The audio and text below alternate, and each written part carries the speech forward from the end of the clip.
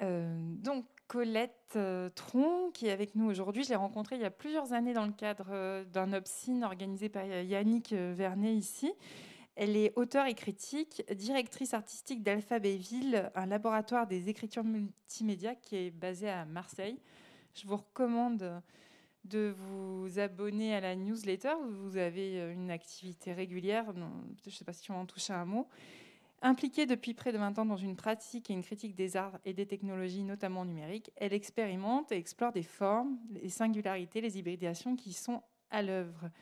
Et donc, elle est la rédactrice de nombreux articles et ouvrages. Et il y a une sélection justement de ce que tu as écrit à la bibliothèque.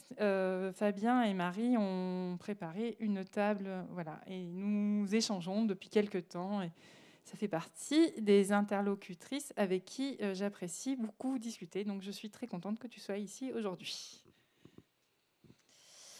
Merci beaucoup pour l'invitation. Et c'est vrai que c'est toujours très riche d'échanger avec Caroline Bernard, comme avec Yannick Vernet d'ailleurs, qui aurait dû être là aujourd'hui, m'avait-il dit, mais que vous connaissez certainement. Donc bonjour à toutes et à tous.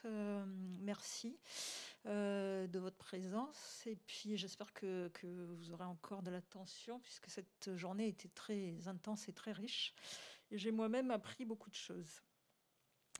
Donc le titre de cette intervention s'appelle Voir ou mesurer. Quel est l'objectif? Et on va voir aussi qu'il s'agit de voir et mesurer.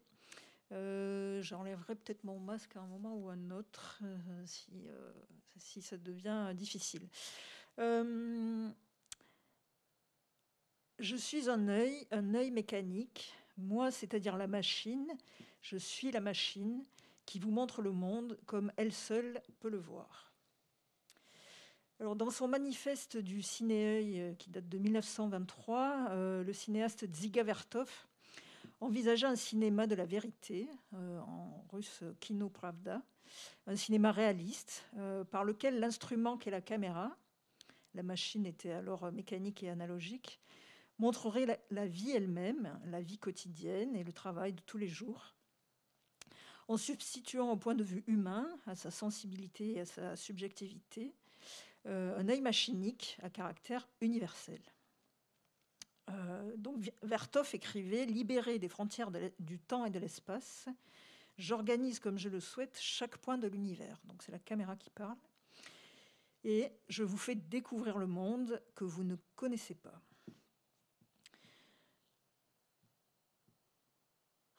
Donc le projet de Vertov et des Kinok, des artistes et cinéastes de la vérité, par le cinéma, était dit par Vertov, nous allons rapprocher l'homme et la machine, nous formerons des hommes nouveaux, et cet homme nouveau sera épuré de ses maladresses et aguerri face aux évolutions profondes et superficielles de la machine.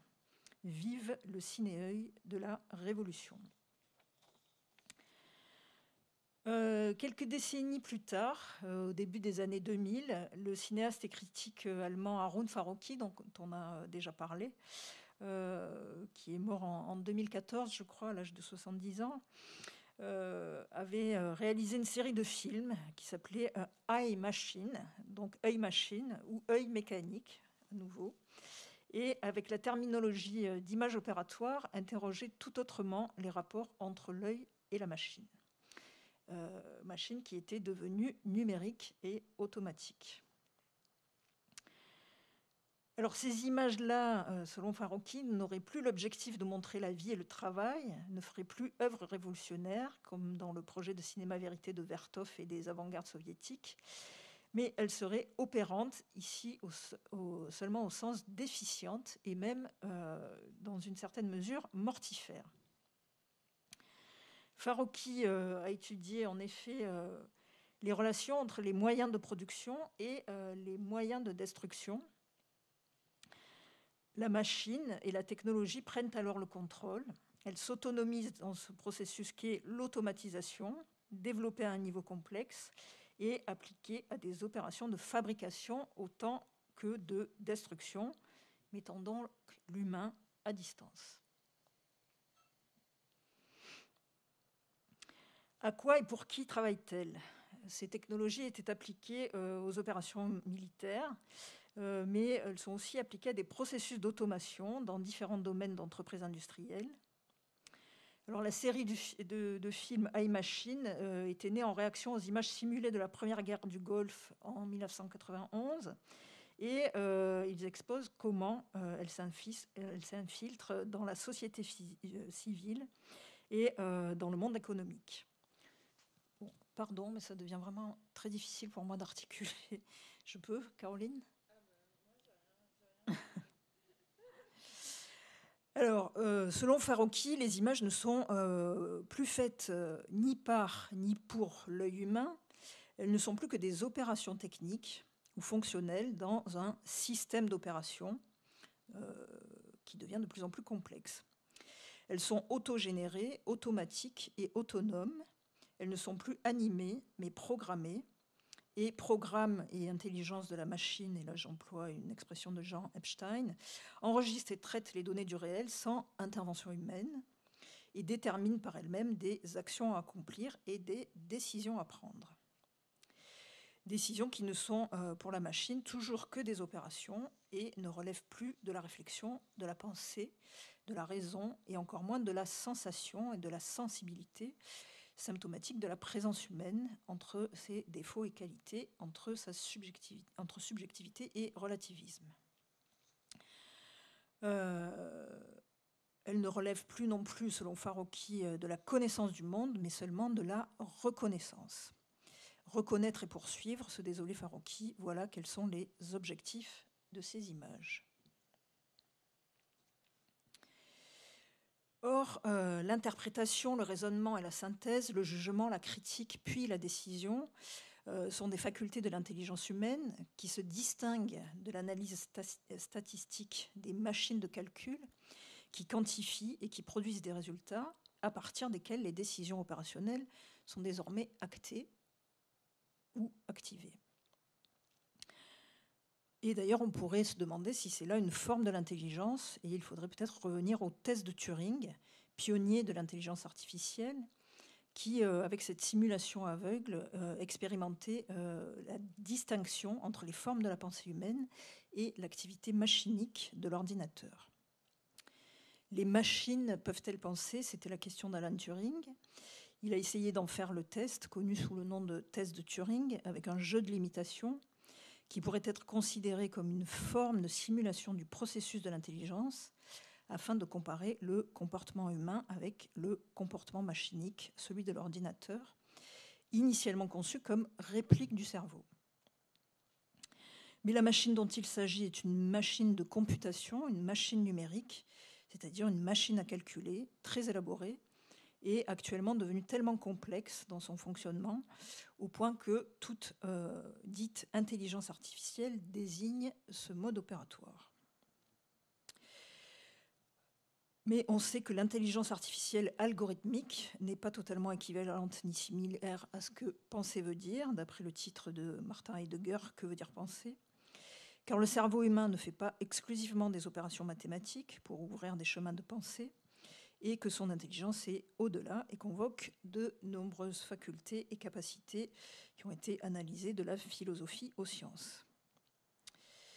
Or, avec les machines de computation, leur production et dissémination industrielle, dans une mondialisation accomplie et avec le développement de l'intelligence artificielle, le paradigme du calcul, selon les termes de Bernard Stiegler, devient le fonctionnement hégémonique des activités analytiques et même des décisions via les algorithmes des technologies numériques, leur autonomie, leur puissance et leur vitesse.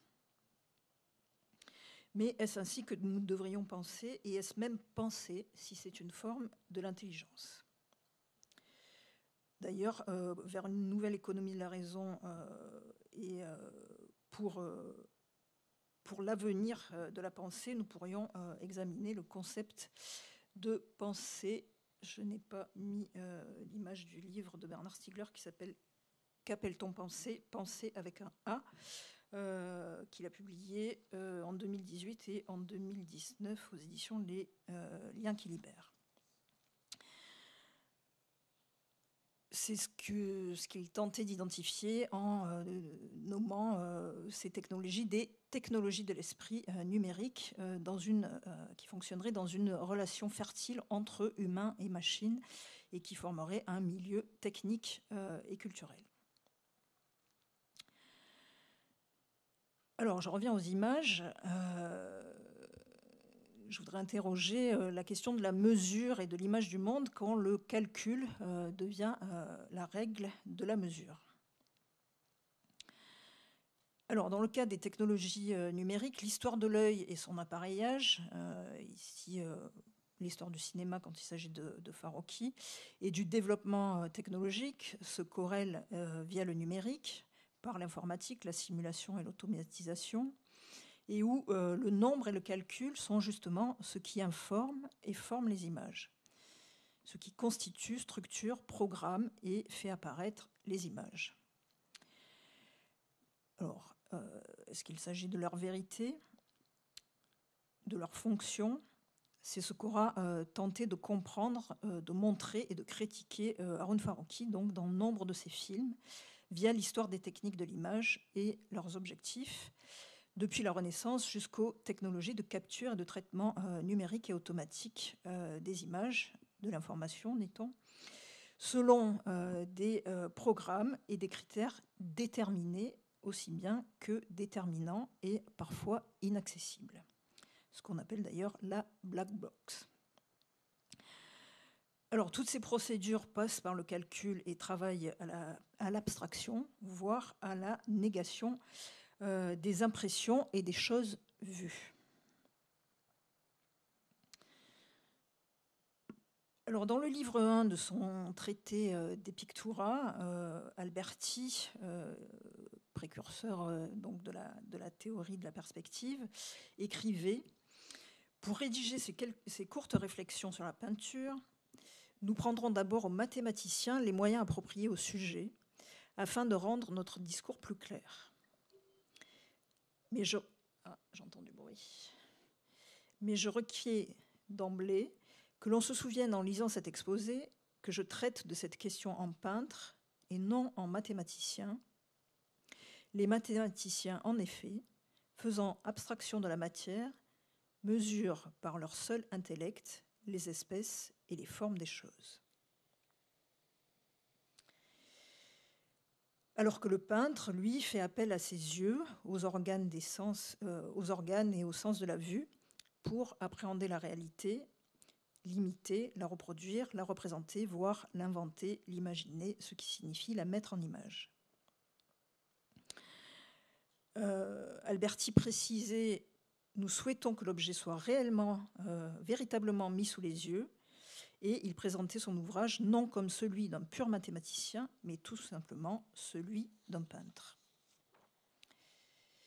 Alors, le traité de théorie de la perspective inclut bien les mathématiques, l'arithmétique, la géométrie, la mesure et le calcul, mais décrit les opérations à la manière de parler des peintres, le peintre, dit-il, s'efforçant de représenter les choses vues, captées par la vue, et en appliquant ensuite des techniques à cette fin, et non en faisant l'inverse, en commençant par l'abstraction et le calcul. Alors, à quelle connaissance, reconnaissance, perception, sensation, compréhension de la réalité fait appel toute pratique et ses techniques? Une multitude de savoirs sont convoqués, notamment à la Renaissance et avec la perspective, et les arts et les sciences se supportent dans la relation entre l'œil et l'esprit, et avec et par la médiation des instruments. Alors Farocki a commenté en disant « Les artistes mathématiciens de la Renaissance tendaient sur des châssis, des papiers transparents et décalquaient les contours des objets tridimensionnels sur la surface plane. Les fondateurs de la méthode de perspective sont, d'après Farocki, les précurseurs ou les techniciens primitifs de ce qui adviendra avec la photographie, avec le photogramme et avec la photogrammétrie sur laquelle s'est penché Farocki. Et évidemment, toutes les techniques faisant appel au nombre jusqu'aux technologies dites numériques. Alors, je continue à citer Farocki, qui écrivait « Erwin Panofsky a écrit que l'on peut interpréter la conception perspective aussi bien en termes de proportion et d'objectivité qu'en termes de hasard et de subjectivité. » Alors, de cet ordre renaissant du phénomène visuel décrit par Panofsky, Farocki déduit « Conçoit-on une image comme un instrument de mesure, il faudra perdre de vue le hasard et le sujet. » Objectivité ou objectalité, ce sont les techniques qui semblent alors détenir ou contenir le point de vue et la vérité sur le réel. Instruments et techniques dont le caractère objectif fonde alors le savoir.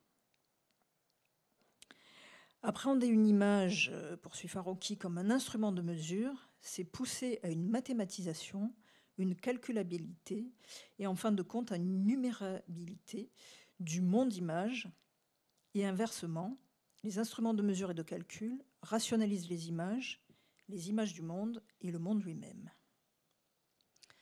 Or, écrivait encore Farocki, la photographie est en premier lieu une technique analogique. Une image photographique est une empreinte de l'original, une empreinte à distance, enregistrée avec les moyens de l'optique et de la chimie. Mais avec la photographie numérique, sans aucune conscience ni expérience de la forme, la machine saisirait la même image selon des abstractions mathématiques et du calcul. Alors, Farocki a retracé l'histoire de la calculabilité des images à partir de la technique de la photogrammétrie, inventée par un ingénieur allemand au XIXe siècle, me semble bien, celle de la prise de la mesure et du calcul, puis de la transcription numérique appliquée aux appareils de vision, depuis la photographie jusqu'aux images virtuelles. Et ceci étant dans la continuité du mouvement perspectiviste et de la modernité, par lesquels la représentation du visible devient le paradigme de son édification, où les sciences et les techniques s'imposent comme facteurs d'objectivité, mais aussi de vérité. Cette modélisation basée sur le calcul est valide jusqu'au processus de simulation numérique, d'automatisation, d'accroissement et de la capacité de stockage et de traitement des données, d'intelligence artificielle. Et les feedbacks entre mesure du monde et sa représentation calculée brouillent jusqu'à sa réalité, son existence, dans une surenchère de simulacres et de simulations que Jean Baudrillard avait perçu comme la perte du référent et enfin l'évacuation du réel lui-même. Il serait temps que la réalité commence, disait Gunther Anders, cité par Farocki, et il serait important de s'attarder sur ce qu'il dit de l'expérience du relevé par la photogrammétrie dans son film Images du monde et inscription de la guerre, dont je pensais que vous l'aviez déjà vu, peut-être certains d'entre vous. Hein?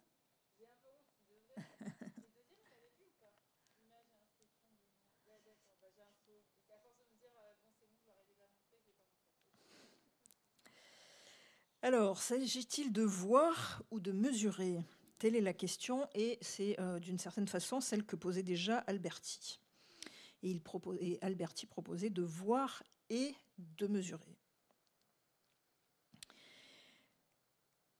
Alors, dans un commentaire des analyses de Farocki sur les images numériques, depuis la photogrammétrie, le philosophe Jacques Rancière écrivait « Une image numérique est une image inhumaine qui n'est que l'effectuation d'un calcul et se prête par là même à toute inhumanité. » C'est ici que l'histoire de Meydenbauer, donc l'inventeur de la photogrammétrie, prend tout son sens.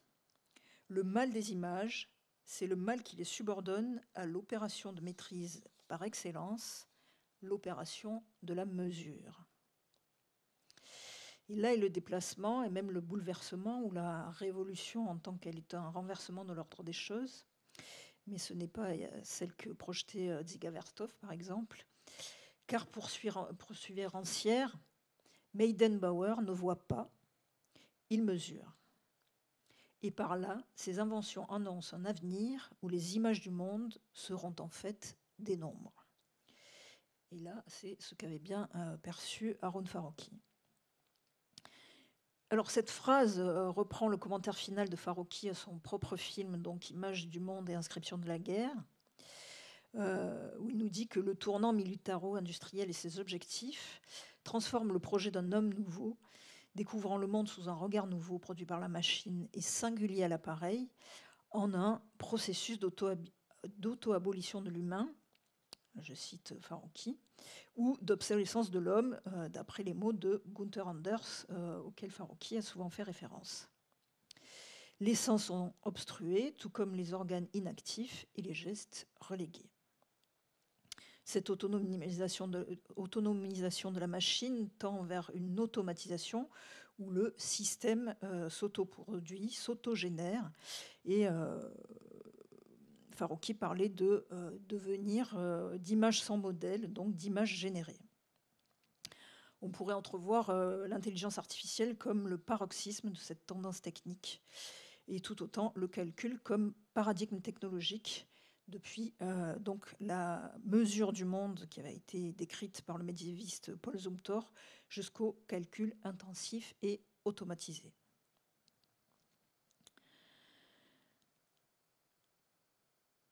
Ainsi, la technique moderne n'est-elle pas un acte purement humain ? Ça, c'est ce qu'écrivait Martin Heidegger dans son fameux texte « La question de la technique », où il s'attache à interroger le fonctionnement de la technique moderne fondée sur la science moderne.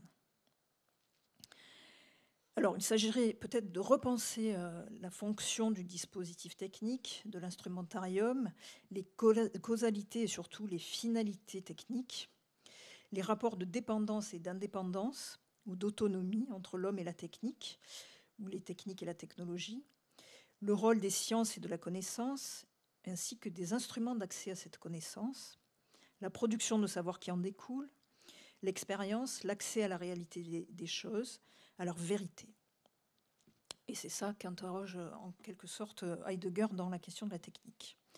Et tout autant les modes de production de la présence, dont il a beaucoup été question tout à l'heure, d'apparition et de disparition, de visibilité et d'invisibilité des choses et de l'être, la possibilité de leur être là, à présent à soi-même et aux autres, et comme présence au monde. Il s'agirait en fait de repenser les formalisations, les modélisations du réel à l'aune des technologies numériques qui associent capture de données, simulation, algorithmique et calcul intensif, télétechnologie, donc technologie à distance, intelligence artificielle, automation, et qui produisent une réalité abstraite dont on ne sait plus vraiment qui est l'auteur ni le contrôleur, et désormais absente de toute signification et de toute orientation. Donc ça, ce sont des images images du monde et inscriptions de la guerre.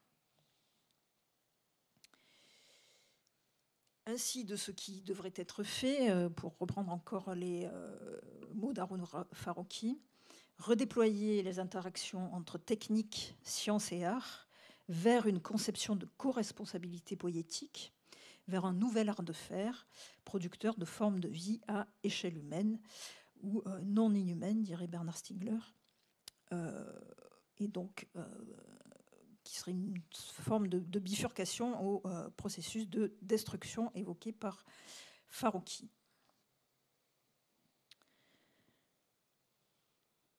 Alors, ce que je vais essayer d'interroger, c'est est-il possible de réévaluer la mesure, de reprendre la question de la raison et la question des sciences pour une autre poétique et une autre esthétique.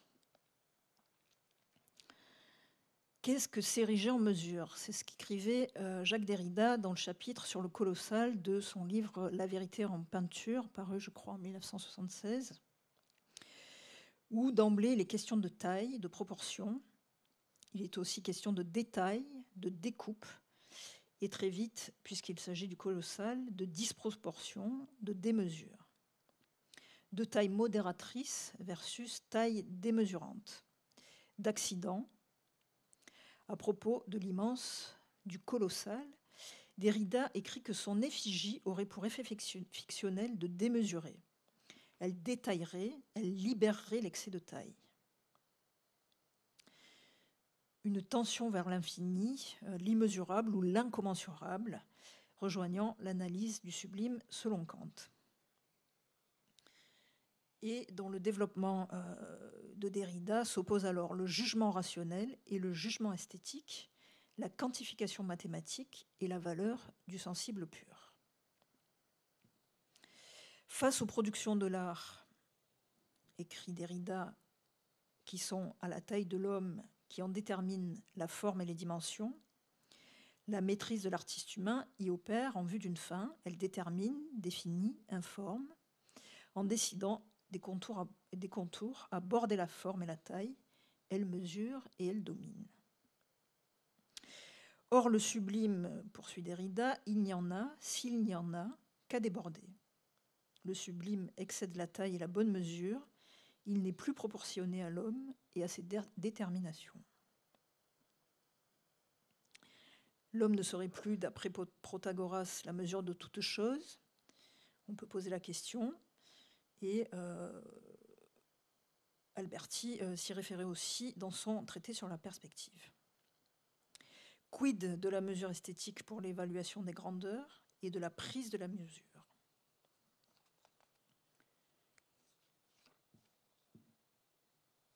Alors, tel le sublime, ne se laissant quadriller, ni cadrer, ni border, ni définir et finir, ni finaliser, défiant la mesure, excédant la domination de la main ou du regard, ni ne se prétend à aucune manipulation finie. Prenant acte de ce débordement, de cet excès, de cette inadéquation à tout cadre et toute mesurabilité, Derrida se demandait si le sublime peut être la dimension esthétique des productions d'art, car œuvre humaine, c'est-à-dire à échelle humaine, aux proportions et déterminations de l'homme. Et cette incommensurabilité ferait violence au calcul, dit Derrida, ou encore cette infinité serait le bénéfice d'un calcul violent. Alors, toujours selon Derrida, qui analyse Kant, le quantifiable n'est pas de l'ordre du sublime, car imprésentable selon cet ordre, inadéquate à celui-ci, c'est-à-dire ne se résolvant pas par une équation, un ordre de grandeur calculable. Et je proposerai le terme d'inadéquation. Reprenons, écrit Derrida, l'évaluation mathématique de la grandeur n'accède jamais à son maximum. L'évaluation esthétique, la première et fondamentale, y atteint.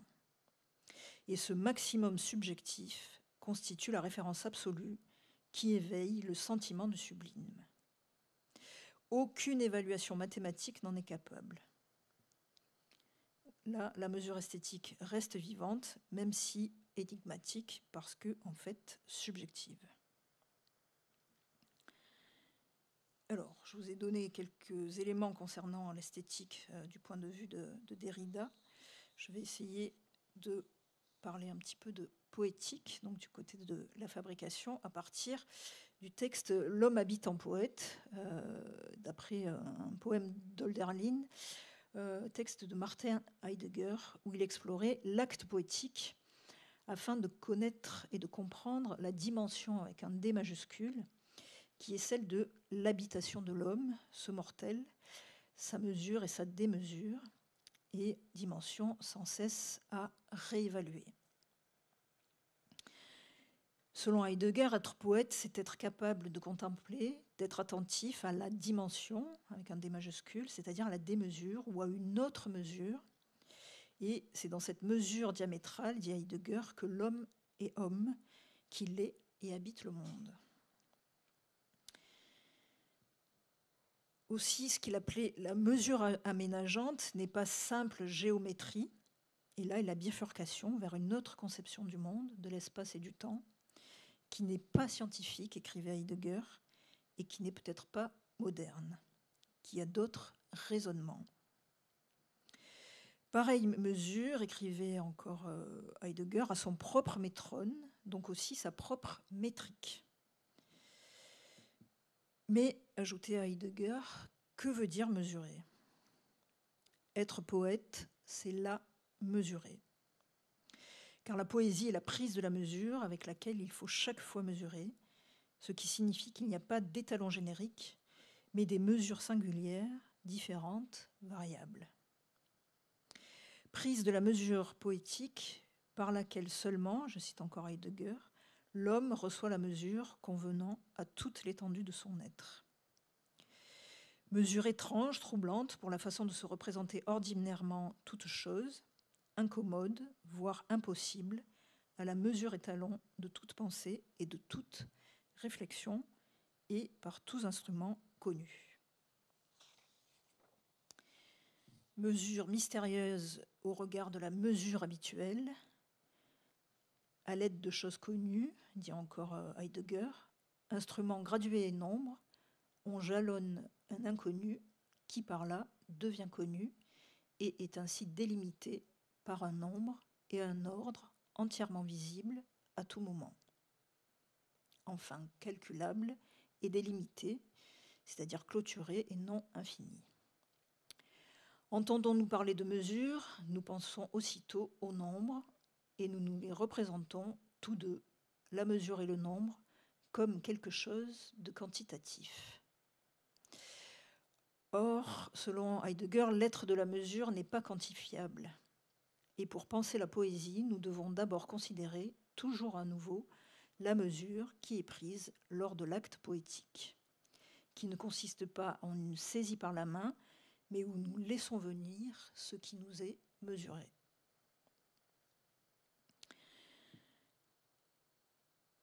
Mais aujourd'hui, la situation est telle qu'il se pourrait que notre habitation sans poésie, son impuissance à prendre la mesure, province justement d'un étrange excès, d'une fureur de mesure et de calcul.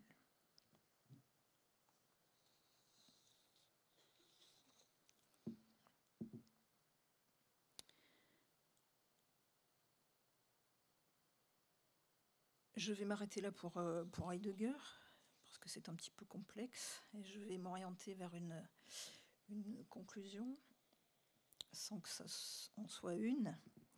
Alors, qu'est-ce que s'ériger en mesure, demandait Derrida. Que signifie mesurer, demandait Heidegger.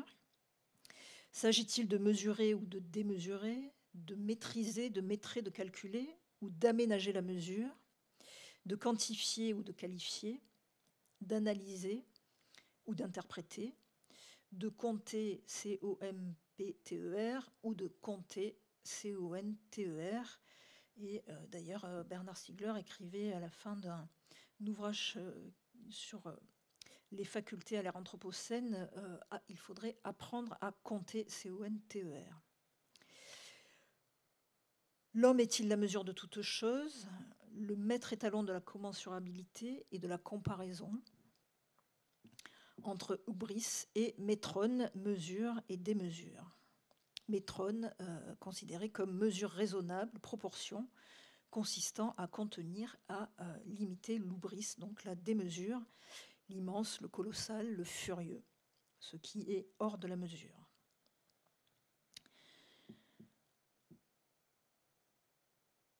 Alors justement, selon Bernard Stiegler, la raison, le logos, est le lieu où surgit la vérité, qui est aussi un métrone, une mesure ou une réserve.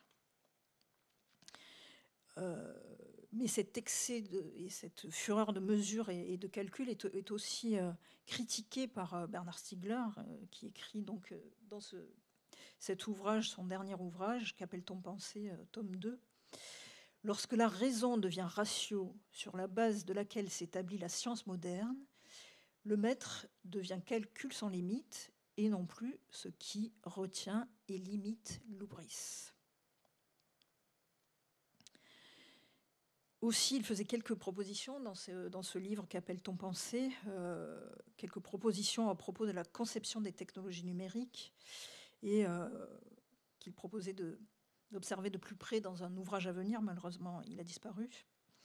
Et il écrivait « Entre mesure, métrone et démesure, hubris, ce sont la mesure et le maître qui doivent être reconsidérés. Et en dernier ressort, cette reconsidération doit porter à la fois sur les métriques physico-mathématiques et sur les métriques poétiques, musicales, artistique, économique, juridique, social, ces biométriques constituant des esthétiques et des rythmiques. Et je rajoute des poétiques. Ces métriques et leurs démesures ne sont considérables que comme instruments et instrumentation scientifique, poétique, musicaux, artistique, et tels qu'ils nécessitent une organologie générale, à même de rendre le pharmacone, donc la technique en tant qu'elle est curative et toxique, curative ou toxique, favorable à la vie des humains et à la vie en général. Je finirai par cette citation, afin que les pharmacas soient bénéfiques à son existence et à l'univers des vivants en totalité. Voilà, je vous remercie de votre attention et j'espère que ça n'a pas été trop théorique.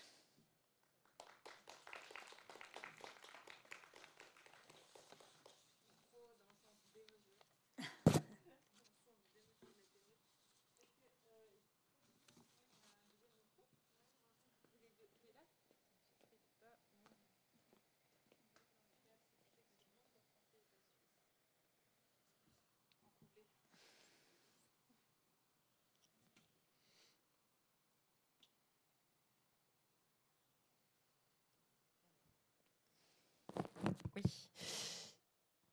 Qu'est-ce qu'elle dit, Maria? Internet est faible. Ah, c'est mon Internet. Ok. Je vais changer de... La technologie aujourd'hui, c'est pas évident. Je passe de ma 4G au Wi-Fi pas fiable de l'école. Bon, encore un petit moment d'attention. On aura un petit retour de Maria Finder si Internet n'est pas faible. Sinon, je lui proposerai de s'enregistrer et de nous envoyer sa contribution, ce qui pourrait être intéressant. Si jamais on n'arrive pas à le faire techniquement, parce qu'on ne va pas se battre non plus contre Internet là aujourd'hui, on n'y arrivera pas. Mais j'aimerais un peu prendre vos questions. Voilà, je sais que la journée est dense et longue, mais il de temps en temps, c'est bien d'être overstimulé. Alors, est-ce qu'il y a des questions? Ils sont éteints. On les a tués. Moi, j'en ai. Vas-y. Voilà. Alors, il y a aussi la possibilité de voir un extrait de film de Farocki qui s'appelle I, Machine 2. Si ça vous amènerait vers quelque chose de concret. Bah allez. Mais tu peux poser ta question. Mais je peux te la poser ce soir.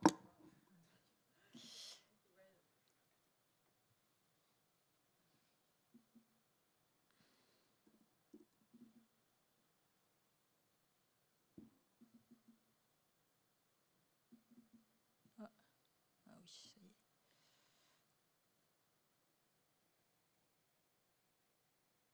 On peut en passer quoi, 5 minutes Ça dure 15 minutes, mais on peut voir que 5 minutes. Je ne sais pas si le son... Il y a le son, là?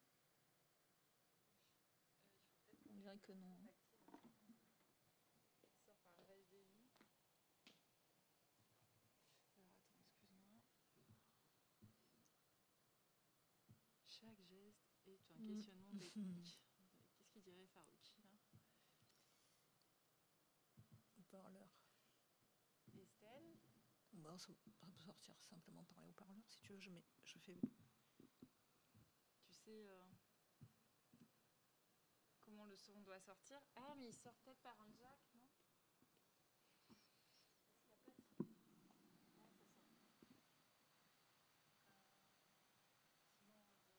ça. Pas du tout de son.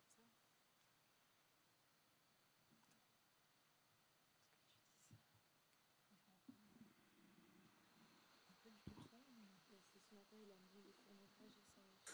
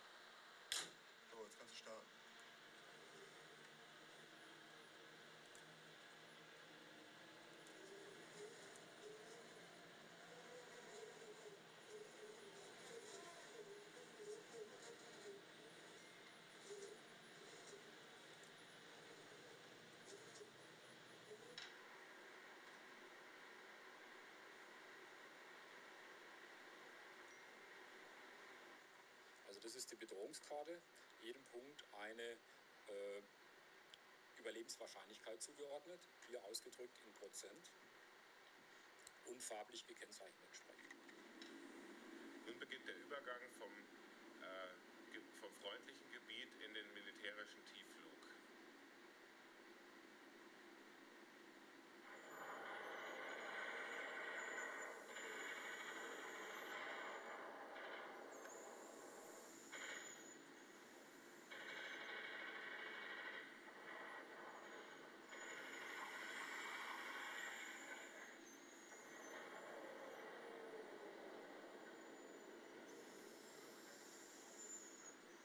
Situation habe ich über elektronischen Datenlink eine Bedrohungswarnung erhalten und das System empfiehlt mir eine Umplanung, die ich hiermit aktiviere. Gleichzeitig werde ich bereits von der ersten Missile angegriffen. Ich leite entsprechende Gegenmaßnahmen ein.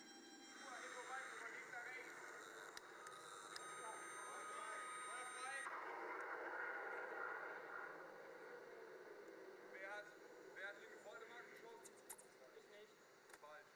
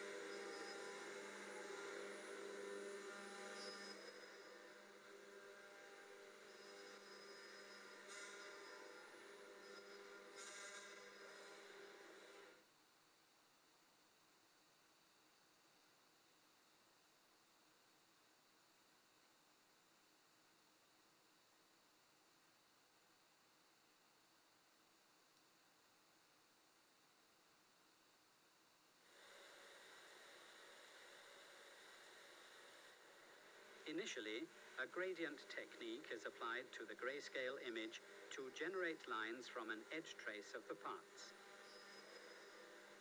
The computer then traces these edges and splits them up into simple geometrical shapes such as straight lines, arcs, and corners.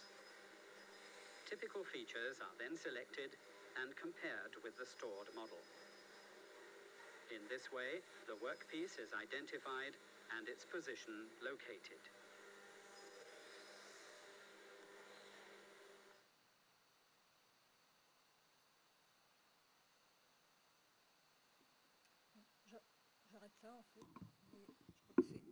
bon exemple de ce que Farocchi appelait les images opératoires, et on voit tout un processus et ces chaînes d'opérations automatisées qui ne procèdent que du calcul et qui, évidemment, un calcul de plus en plus automatisé qui amène à prendre des décisions, comme tu en as parlé à propos des drones ce matin. Oui, qui est dans ce rapport justement avec cette tendance au gommage, ce que disait Farocchi, avec une forme de prédisposition à lire le futur, en disant de gommer la frontière pourtant évidente entre la modélisation par l'automatisation des images, entre la modélisation et le réel, qui fait prendre le modèle pour la réalité. Et c'est exactement ce qui se passe aujourd'hui, à tout moment de ce qu'on vit. Farocchi, je vous ferai passer un texte assez court qui est lié justement à son travail filmique, où il parle de la machine à fabriquer des vagues. C'est-à-dire, il existe des machines à resimuler des vagues, parce que ce qui est expliqué par les scientifiques, c'est que les marées, la mer, l'eau, est quelque chose qui ne peut pas se modéliser à échelle réduite. Donc on travaille sur des machines à faire des vagues à échelle 1. Et il explique que justement, il y a des endroits comme ça d'impossibilité à travailler sur des abstractions réduites ou sur des modèles réduits. Et c'est un texte assez court que je vous ferai passer sur cette machine à fabriquer des vagues, qui est dans Images du monde et Inscription de la guerre, d'ailleurs. Mais là-dedans, il y a une série d'articles vraiment très, très intéressants. Hein. Je crois que la plupart sont des textes de Farocchi. Et puis moi, j'avais peut-être une question avant qu'on fasse réagir Maria, sauf si d'autres questions ont émergé entre-temps, mais c'est cette histoire... alors, c'est ce paradoxe qu'il y a eu entre Vertov... Enfin, c'est marrant, on a vraiment les mêmes lectures. C'est-à-dire que Vertov, je tombe... Enfin, à ceci près, peut-être que tout mon parcours théorique n'est qu'une suite d'accidents, vu que je ne suis pas passée par les bancs de la vraie fac, entre guillemets, mais bien par ceux de l'école d'art. Donc, je tombe un jour sur Vertov et le ciné-œil complètement par accident, et j'ai le même un peu choc esthétique que ce que tu as l'air d'avoir eu. Et donc, effectivement, avec ce fantasme de la relation à l'homme-machine qui participe aussi de l'imaginaire des internets, c'est-à-dire qu'à un moment donné, la technologie allait résoudre ce qu'on n'arrivait pas à résoudre, y compris d'accéder à Dieu quelque part. Il y avait une dimension ultra spirituelle dans plein de recherches scientifiques, y compris dans l'invention du téléphone, etc., d'essayer d'accéder à des dimensions qui ne seraient pas de celles de notre mesure, mais même et tous les imaginaires d'Internet, des technologies participent à cette idée qu'on va soit chercher de la vie extraterrestre, soit qu'on va finir par atteindre Dieu ou les esprits, etc. Et donc la dernière, la question qui me vient, c'est le hors de la mesure. Par exemple, quand vous avez le monitoring lors d'un accouchement et que ça vous donne la douleur que vous avez au moment des contractions, et quand ça plafonne au-dessus, c'est hors de la mesure. Et le hors de la mesure, aujourd'hui, c'est qu'on y est très souvent et très facilement dans le hors de la mesure, en dehors de l'étalon de mesure, notamment sur les échelles de douleur, par exemple. On est très souvent dehors des pics de la mesure. Et justement, dans ce hors de la mesure, dans une crise pandémique, on est hors de la mesure. Et on passe notre temps, c'était peut-être une remarque plus qu'une question, à essayer de dire que la chose est jugulée par la mesure, alors qu'on est constamment en hors de la mesure. Comme les 300 000 cas par jour en ce moment en France, personne ne dit, mais c'est aussi parce que tout le monde se teste, qu'on a 300 000 cas. Parce qu'on est en train de mesurer qu'on voit un phénomène, mais si on ne mesurait pas, on ne le saurait pas. Enfin voilà, il y a un peu cet ordre-là. Donc juste si tu avais une phrase... ce hors de la mesure, qu'est-ce qu'il évoque aussi chez toi, voilà. J'avais un peu cette question, parce que c'est quelque chose qui me touche beaucoup, qui me touchait au sens vraiment. Évidemment, ce rapport Oubris-Métrone, il est quand même assez important. Hein. C'est ce qui empêche de rendre fou, quelque part.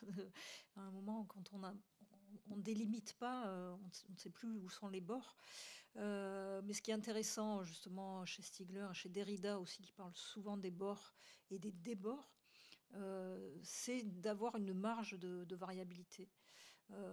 Et cette marge de variabilité, elle est ce qu'il appelle aussi la mesure esthétique, hein, qui est de l'ordre aussi du sensible, qui est aussi de l'ordre de la sensation, et de la réintroduction d'une échelle humaine qui qui fait eau un peu, qui est beaucoup plus fluide, hein, puisqu'on a parlé de l'eau ce matin, et qui se défait un petit peu de la quantification. C'est pour ça que j'ai autant parlé de Heidegger, même je ne suis pas heideggerienne, je ne suis pas philosophe non plus, mais Heidegger fait bien cette critique des instruments de calcul. Donc c'est vraiment ce dépassement, cette violence au calcul, hein, dit Derrida, qui fait que on n'est pas rabaissé ou en tout cas contenu dans ce mesurable purement quantifiable, excessivement quantifiable, et c'est la critique que fait Bernard Stiegler du tout computationnel. Et c'est une question qu'on a régulièrement, tu vois, aussi en école d'art, simplement la question de la mesure, de la sensibilité qu'on peut avoir à la réception d'une pièce et dans le rôle de la pédagogie. Enfin, ils ont ouvert une page d'eux-mêmes. La seule question qui les préoccupe, c'est savoir quels commentaires et quelles mesures ils auront à leur bilan. C'est impressionnant ce qui ressort de cette page d'eux-mêmes dans la relation de ce que ça dit, de ce qu'ont les étudiants à une école d'art. Parce que finalement, c'est un endroit de la mesure permanente, en fait, la question de l'école d'art. En tout cas, c'est comme ça qu'ils la vivent. C'est ce que je ressens dans les échanges que je peux avoir avec eux ou dans la façon dont vous communiquez sur cette page de même. Je dis, mais il n'y a que ça qui les intéresse, c'est finalement savoir quelles notes ils vont avoir, entre guillemets. C'est pas tout à fait comme ça, hein, mais je caricature un peu. Et c'est drôle que le mot mesure, dans le sens la question esthétique, ait été gardée, je sais pas, juste plutôt que de l'avoir simplement annulé en disant qu'on était dans le registre du sensible. Mais ça se pose, en tout cas, dans la question de l'école d'art, parce qu'il faut traduire finalement la réception sensible du travail d'un étudiant à des moments donnés en notation. Et ça, alors là, des fois, le schisme, il est abyssal. Enfin, il est questionnant, en tout cas. Alors moi, je ne suis pas spécifiquement pour l'évaluation. Moi, je suis contre. Quantifiable, tu t'en doutes. Mais je crois que ça serait intéressant de se pencher beaucoup plus sur ce texte. C'est un chapitre de la vérité en peinture de Derrida, mais qui est fortement intéressant parce qu'il réintroduit justement cette dimension du sublime à travers cette dimension qui est hors de la mesure. Et cet espace du sublime, peut-être on laisse peu apparaître dans la question de l'école d'art. Enfin, en tout cas, on finit par. Je me rends compte, en t'écoutant là, que j'ai fini par transposer. Je ne sais pas si vous le ressentez, moi depuis ce matin, quels que soient les sujets qui ont été abordés, ils sont multiples. Finalement, cette question de la mesure, elle transcende absolument tous les sujets abordés et elle recoupe à la fois nos existences au quotidien en école d'art que les questions d'imagerie médicale ou dans les films d'Ismaël ce matin. Donc, c'est vraiment un sujet transcendant et dans la relation aussi à la question de l'image. Est-ce qu'il y a une question? Voilà. Oui, je voudrais juste réagir aussi. Merci beaucoup, Colette, de tout ça là. Ça ouvre beaucoup de portes, mais j'ai un peu dans les portes qui s'ouvrent, c'est cette question de mesure, ce mot mesure, on le réduit à des chiffres. Je pense que c'est là quand même le premier problème, c'est-à-dire mesurer égale chiffrer. Non, on voit qu'il y a des mesures. Enfin, tu cites le livre de Zumthor, où justement on mesure parfois pas avec des chiffres. Mais dans notre société, c'est vrai que mesurer égale chiffrer, et on a réduit la mesure au chiffrage. Et je crois que là, c'est quand même l'origine un peu du problème. On réduit mesurer à des chiffres, alors qu'on voit même, je ne veux pas reparler des médecins de la procréation, mais ils mesurent aussi, mais pas avec des chiffres, avec des choses un peu peut-être abracadabrantes et peu sophistiquées, mais avec des mots, avec des appréciations, avec du sensible, avec de l'observation. Donc c'est la réduction que l'on a avec nos algorithmes, nos sciences du calcul, cette technologie ramenée au calcul qui fait qu'aujourd'hui on pense la mesure comme étant un calcul. Et c'est absolument ce point de départ qu'il faut critiquer. Deuxième petite porte d'ouverture dans mon esprit, c'est quand on voit le film de Verrocchi et puis ce que tu as dit, qui est responsable de ce que vont faire les images.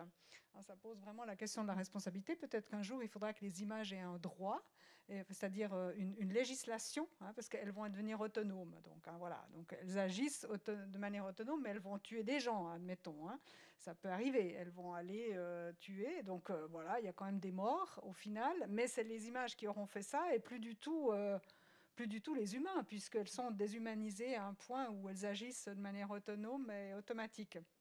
Donc, à un moment donné, il nous manquera une législation. Il faudra que les images, qu'on crée pour les images une législation pour les condamner quand elles font des choses pas bien. Enfin voilà, donc tout un imaginaire du droit pourrait s'ouvrir face à ces questions, mais ça pose d'emblée le problème de la responsabilité. Déjà aujourd'hui, qui est responsable de ce que vont faire, de ce que font déjà les images, ce mode de responsabilité. Et puis troisième ouche, qui n'a rien à voir non plus, j'ai 3 petits points comme ça, Vertov, et puis là, tout à coup, la cybernétique. J'ai fait une association, je n'avais jamais fait ça. Il me semblait que tout à coup, c'était assez proche entre les Vertov et les débuts de la cybernétique. Peut-être que tu peux nous en dire un peu plus, Colette. Non, j'avais pas fait ce lien, pardon. Mais tout à coup, voilà, j'ai travaillé un peu sur la cybernétique ces derniers temps, Wiener, etc., comment c'est né dans l'entre-deux-guerres. Et puis tout à coup, enfin, les mots que tu disais résonnent très fortement avec le début de la cybernétique.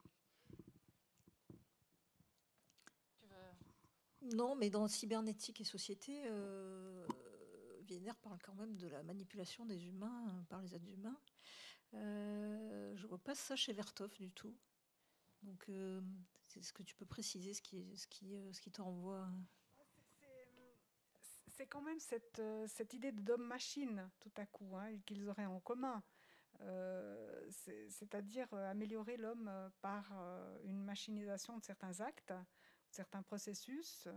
La machine viendrait aider, la machine aidante, la machine soutien, la machine béquille, la machine prothèse, cette machine qui va faire de l'homme un surhomme ou un surhumain, un post-humain. Et cette machine, il me semblait qu'il y avait tout à coup un petit point commun là, mais à creuser, c'est juste une petite fenêtre comme ça.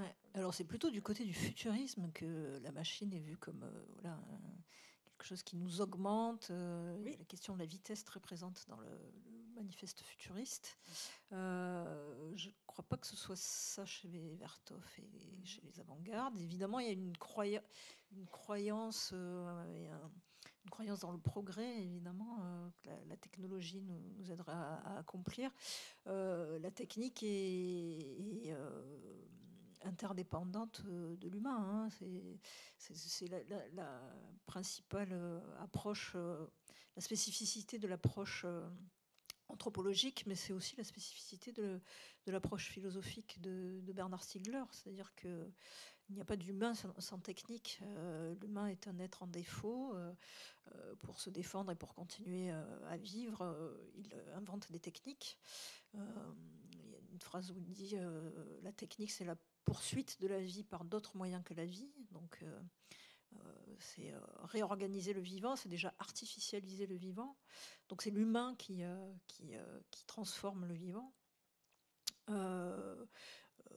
Les objets techniques, l'évolution de l'homme et des objets techniques sont quand même assez indépendants. C'est pas, ça fait pas partie ne rentre pas dans notre ADN. Les éléments de nos technologies. Néanmoins, ces technologies nous font évoluer, nous évoluons avec les technologies. Ensuite, chez Stiegler, il y a bien cette idée de pharmacone. Toute invention et toute technique peut être à la fois destructrice ou créatrice de vie. Voilà, je ne sais plus pourquoi je dis ça, parce que oui, il faut peut-être se détacher de cette dimension pro ou anti, ou la technique force de progrès ou de régression. Essayer de dépasser tout cela pour se tenir à bonne distance avec la question de la technique. Je pourrais vous envoyer le podcast qu'a fait Fanny Dernaud là, pour le séminaire, pour ceux que ça intéresse. Elle revenait sur le fait qu'au Japon, après le tsunami, il a été construit une digue. Vous connaissez tous le travail de Tadashi, donc vous voyez quelle est cette digue qui fait donc 400 km sur le rivage pour aller boucher la mer. On verra ce que ça donne au prochain tsunami. Voilà, parce que apparemment la vague est toujours plus haute. Et il y avait ce qu'elle dit dans son podcast, c'est qu'il y a des gens qui sont morts lors du premier tsunami parce que simplement ils ont cru tellement à la digue qu'ils sont allés voir le tsunami arriver depuis la digue. Donc ils ont été noyés comme ça. Et donc, elle explique qu'aujourd'hui, c'est cette digue de jusqu'à 28 mètres qui bouche l'horizon, plus des applications sur smartphone qui qui viennent prévenir le risque de tsunami, alors qu'avant, c'était apprendre à décrire les signes extérieurs, c'est-à-dire le retrait de la mer, le son des vagues qui disparaît, la fuite des animaux, et donc de rester à une écoute. C'était pour rebondir sur ce que tu disais, la mesure n'est pas toujours calcul. Je le disais ce matin, les régulas, c'était quelque chose qui était là pour mesurer l'heure à travers une prière qui était actée par un individu, où on a tous lu le texte de Beyer, donc sur les nuages, qui parle de... On sait que tel et tel scientifique ont dépassé telle altitude en ballon parce que simplement, se sont évanouis. Donc l'endroit de la mesure, c'est leur corps, et le manque d'oxygénation de leur cerveau, bêtement, enfin de leur corps. Et c'est ce que disait Fanny dans son podcast, ou ce qu'on est en train de dire là, c'est qu'évidemment, il y a d'autres endroits de la mesure sensible qui, aujourd'hui, sont complètement, en tout cas délaissés, et en tout cas dans les questions qui nous ont préoccupés aujourd'hui, de la décision politique. Ça, c'est certain. C'est-à-dire qu'aujourd'hui, la décision politique est généralement fondée, je ne voudrais pas dire à 100%, parce qu'évidemment, il faudrait que je devienne une super experte de la décision politique, mais de ce que j'en identifie, dans une grande majorité, écrasante majorité, sur la factualité des données automatisées et d'une mesure qui est le produit du calcul et non pas de la sensibilité, en tout cas. C'est pas vraiment une question, mais en fait, toute cette discussion, elle me fait penser à une émission, un reportage qu'Élise Lucet avait fait, en fait, justement sur ces algorithmes tueurs. Et en fait, ces algorithmes, ils ont besoin d'être entraînés. Et donc, il y a des boîtes qui recrutent des gens à regarder des vidéos absolument violentes ou à entraîner une machine à cliquer, par exemple, sur un groupe de gens. Et en fait, ces gens-là sont pas du tout avertis sur leur rôle, en fait, sur ce à quoi ils servent. Et ils subissent, en fait, des traumatismes à force de regarder toute la journée, des décapitations, des trucs comme ça. Forcément, on dort moins bien, je pense. Et en fait, ça me faisait penser que ce qu'on demande vraiment à ces algorithmes, ces algorithmes tueurs ou qui sont censés repérer la violence pour prendre une décision, c'est qu'elles remplacent en fait la capacité humaine à pouvoir assumer ces images, puisqu'on parle d'images, et à pouvoir les mesurer et à pouvoir dire à un moment non, stop, c'est trop. En fait, on les entraîne à pouvoir agir au-delà en fait de ce que l'humanité elle pourrait entreprendre. Oui, tout à fait. Mais ce qui est dangereux, effectivement, c'est que quand même les critères sont donnés par les humains à la machine. Et ensuite, l'action est déléguée à la machine. Donc on se déresponsabilise de l'action que fait la machine. C'est un petit peu ce que tu as évoqué tout à l'heure. Et l'idée de responsabilité, quand même, il faudrait qu'elle nous revienne. Et ensuite, évidemment, un droit qui fait que voilà, je n'ai pas parlé de la norme, mais qu'est-ce qui fait qu'un comportement est menaçant? Qu'est-ce qui fait qu'un comportement est déviant?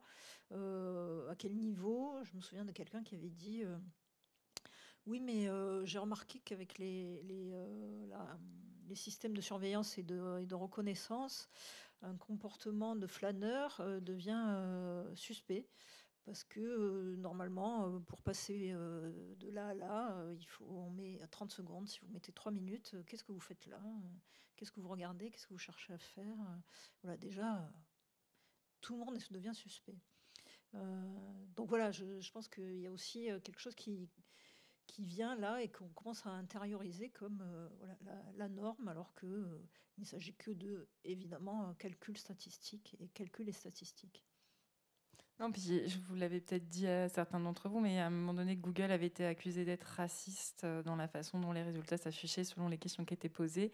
Ils s'en sont défendus en disant que l'algorithme était arrivé à une forme de neutralité, nanana, objective, nanana. Et puis ils ont viré quand même un certain nombre de personnes parce qu'ils se sont rendus compte que, oui, au bout du bout, il y a encore des humains derrière la machine pour fabriquer le programme. Donc au bout du bout.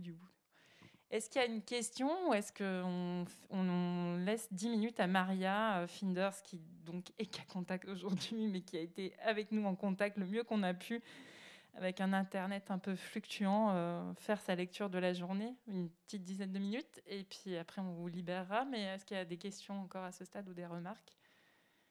En tout cas, vous tenez le bon, on vous en remercie. Bonsoir.